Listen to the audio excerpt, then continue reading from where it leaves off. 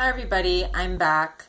Today I wanted to talk about some things that have been in the news regarding this whole pandemic that is going on. And I wanted to give a patient's perspective, which I think would be very helpful.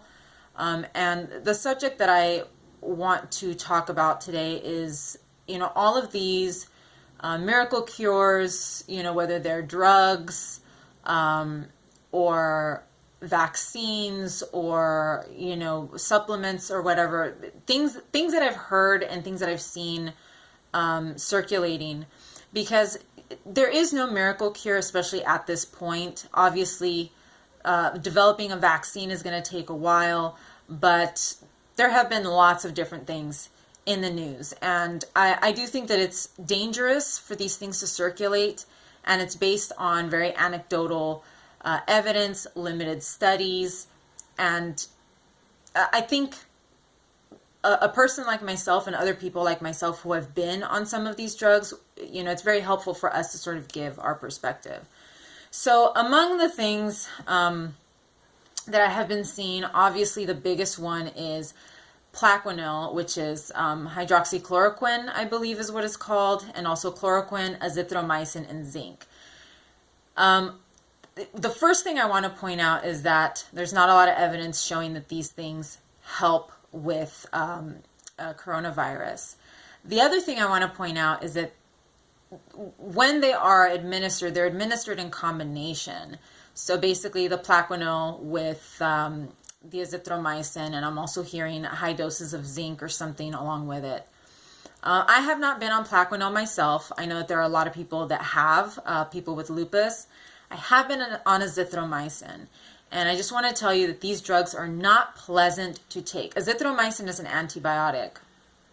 I was on it for several months. I was actually administered through an IV. Not fun, not good times. Among the side effects was like blurry or double vision, obviously nausea, dyspepsia, diarrhea, just bowel issues, and obviously yeast infections for the ladies. It's just a hot mess, and I would not recommend, I know people are probably going to their doctors, freaking out and asking them for these drugs.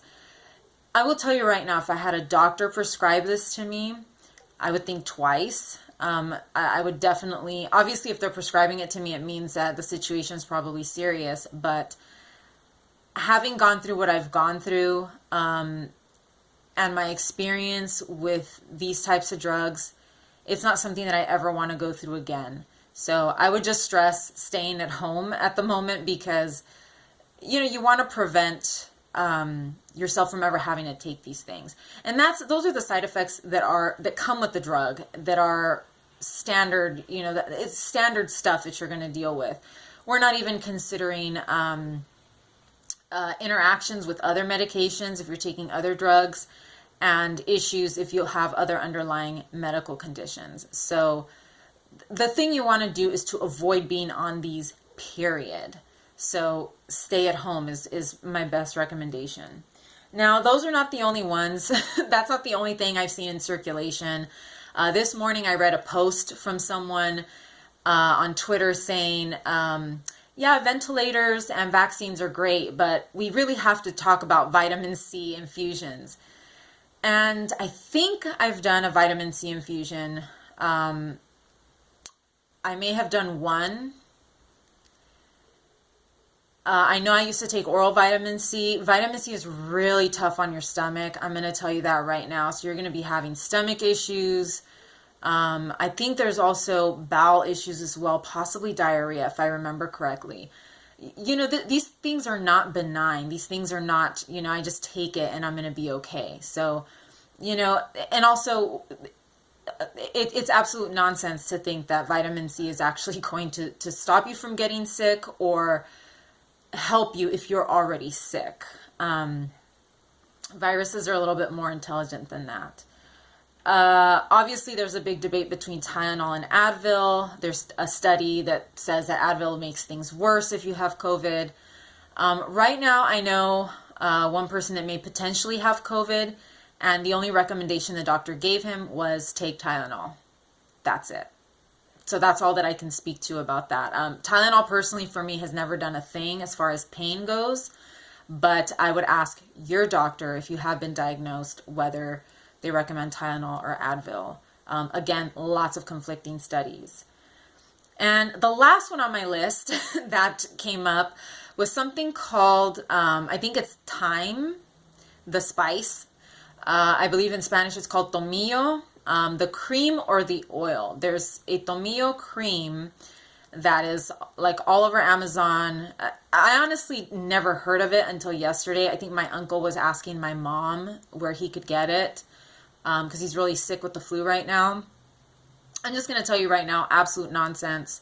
It's literally a cream that you put like on your feet, and it's supposed to help you. I get better from the flu or a cough or something. I don't even know.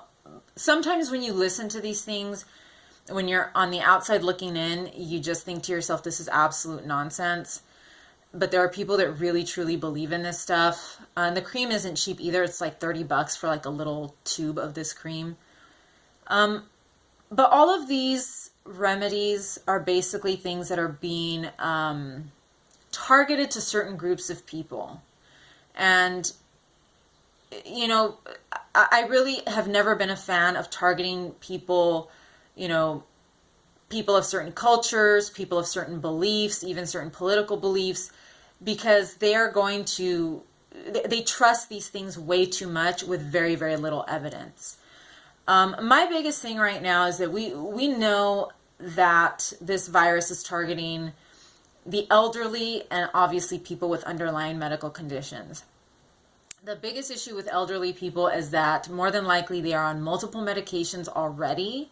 They have underlying medical conditions, diabetes, heart disease, and these drugs can seriously hurt them. Even if there were studies, I'm going to tell you right now, hypothetically, even if there were concrete study after study after study showing that these drugs or supplements or whatever are helping people with COVID, you still have to consider each person as an individual case. Are they on other medications? How old are they? What underlying conditions do they have? This is not a one-size-fits-all situation. And for those of you that have had Lyme disease, because Plaquenil is also used for some patients with, I believe, babesiosis, which is a co-infection with Lyme disease.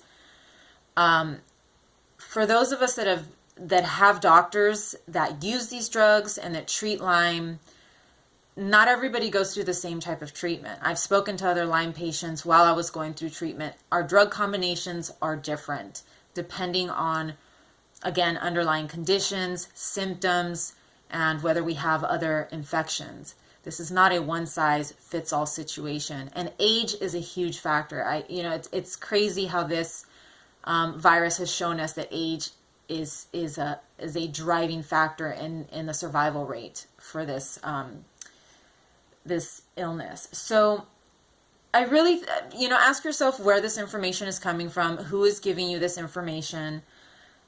Don't self-diagnose, don't prescribe, don't pressure your doctors to prescribe you these medications, because if they do end up prescribing you these medications, it's not going to be pleasant. It's also not a one-time dose situation. You're not going to pop a pill and then you're going to be fine.